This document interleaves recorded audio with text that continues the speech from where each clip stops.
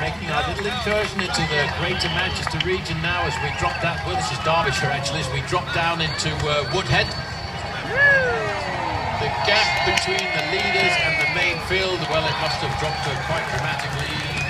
The top is 40 seconds so far, and it's a long way back to the yellow jersey, though. He's almost 3 minutes behind before they get to the top of this climb.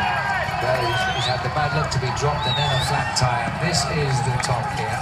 This is also the border with Yorkshire and Derbyshire.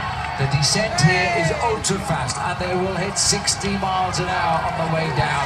There's hardly a bit, just a little bit of flick left and right as they head down to the Ladybower Reservoir.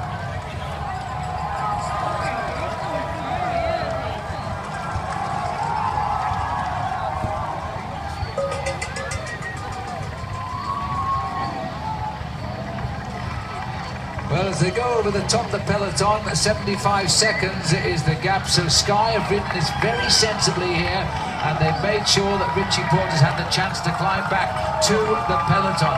As we look at the men going over the top who are dropped.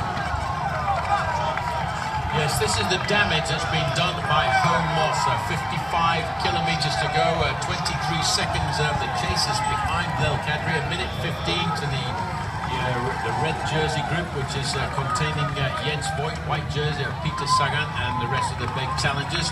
But another 2 minutes back almost to Marcel Kittel. Now he's going to have a very hard time to get himself back into this race, because this is the very fast descent away from Home Moss down into Woodhead. They'll turn left at the bottom of this descent and head up to Woodhead Pass. It's not a categorised climb, but it's a long false flat of around about 3 kilometres long. Ed A getting himself 3 points, Buckland 2 points, Tony Martin a single point. So Ed A will start to climb up in the overall standings. Cadre climbs up into second place, still looking for a single point, but the way this man is riding, well, he may well stay clear for a little while yet. He's got to head over to Mid-Hope Stones now, and that'll take us just 34 kilometres to go. So he's got to stay up there, Paul, for another 20 kilometres or 12 miles before there's any more points available. That might be difficult. This is the long sweeping descent away from the top of Home Moss as we race down to the road where we'll see what's known as the Ladybower Reservoirs, but it's also the Woodhead Reservoirs down there. And this is the main water catchment area here. So where we used to use those reservoirs for training the dam busters with the bouncing bomb. That's right, Zavans Wallace, who designed the bouncing bomber, they used the reservoir of Ladybower because there were 2 turrets at the end of the reservoir which resembled the place they wanted to go to.